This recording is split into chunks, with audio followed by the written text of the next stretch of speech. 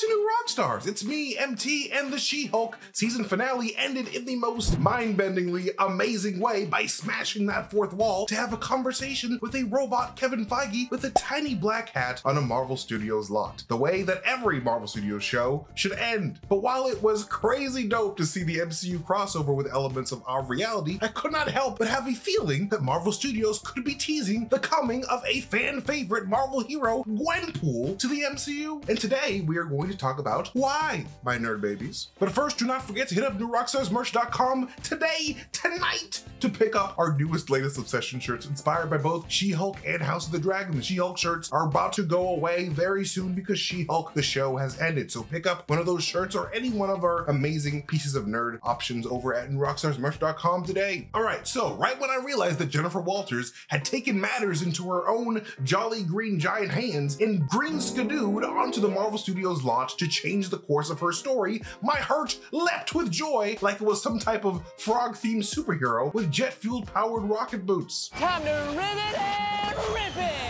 That's right, everybody, my heart can wear boots. Not just because we got to see a live-action She-Hulk have a chat with her creators about the direction of her story, like the character does in the comics a lot, but mostly because Marvel Studios just canonized a variant of our own IRL universe within the MCU multiverse continuity, with the main difference being that our Kevin Feige has a human body with 2 eyes, 2 legs, and too many hats. But you know what? They work for him. Want to give me one of those hats, Kevin? I will gladly accept. This is huge to me because this could have very well been our first look into the universe of one Gwendolyn Poole in the MCU continuity. Now, if you aren't already familiar with the character from the comics, Gwenpool's real name is literally Gwendolyn Poole, and she originally came from a universe nearly identical to ours, where Marvel Comics were super popular and being adapted to like various different types of media. And Gwendolyn was a huge comic book fan herself, showing up to her local comic book shop nearly every Wednesday for the newest Marvel comic releases. Because Gwendolyn, like a lot of comic book nerds out there like myself, used comics as a form of escapism to distract herself from the crappiness of her own life. Like, you know, being unable to find a job after failing high school or losing all of her friends. Until one day, out of nowhere, unexplained to this day, Gwendolyn gets transported from the real world into the Marvel Comics universe, and the ability to manipulate, hop through, and destroy comic book panels and pages at will, because she is not native to that universe and she knows that she's in a comic book. Like, this girl has become a god. And after Gwen comes to the conclusion that the only way to survive in a superhero comic book world is to become a superhero and stand out herself, a random superhero tailor that she finds mistakes her name Gwenpool as Gwenpool and designs a pink suit modeled after her pink hair, but also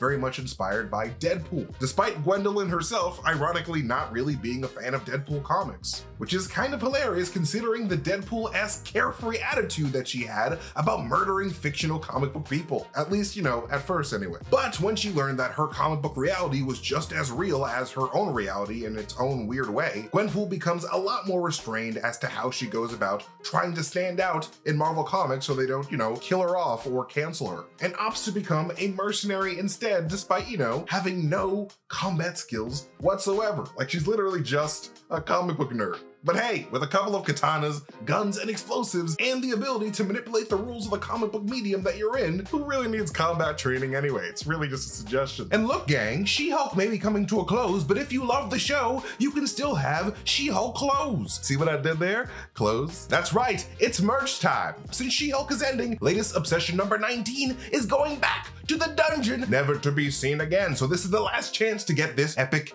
hero exclusive, so do not miss out. And while you're poking around epicheroshop.com, why not check out the rest of the collection? There's the Superhuman Law Division crew neck and the Girl Boss t-shirt. That would look amazing on your person. And Devil's Advocate. He might be the man without fear, but Matt Murdock is not lacking in game, if you know what I'm saying. Have you ever slept with a green woman? I think not. Look at how cute these tees look together. It's like a match made in heaven. And I mean, it's enough to make somebody want to wear multiple tees at once, which is not normally how I do it because sweating is the thing, but hey, why not wear 2 t-shirts at the same time? You just need extra layers. And snagging some merch from Epic Hero Shop is the absolute best #1 way to support the channel, and wearing that merch is the best way to spot fans in the wild, so make sure to wear it to screenings, parties, or while handing out candy to neighborhood kids.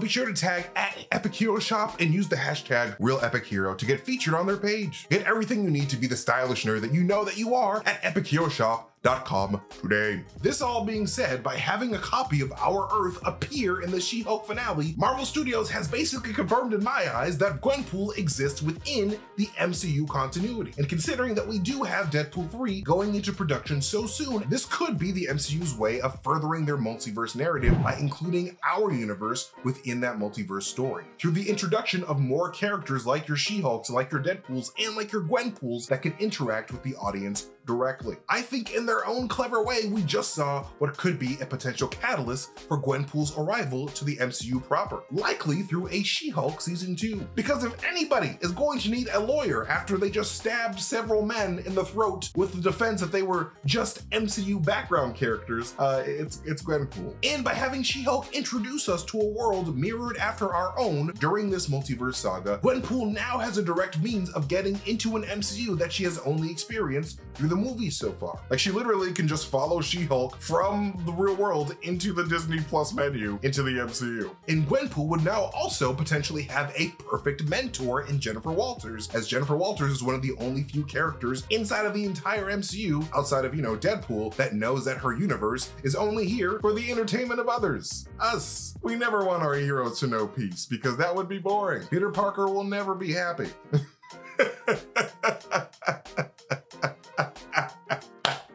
Suffer, Peter. So yeah, I would definitely expect this crazy ass killer in pink to show up in the MCU very soon. Like Troy Bolton in High School Musical 2, I would bet on it.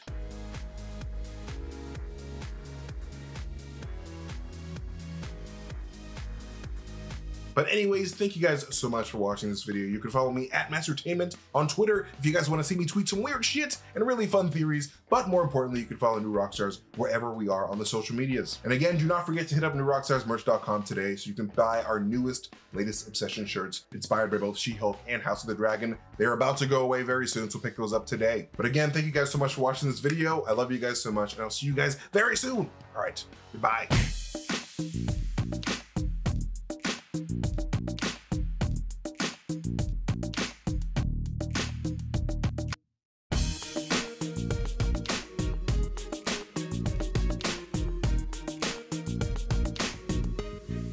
Back in my day, Gwenpool was very popular.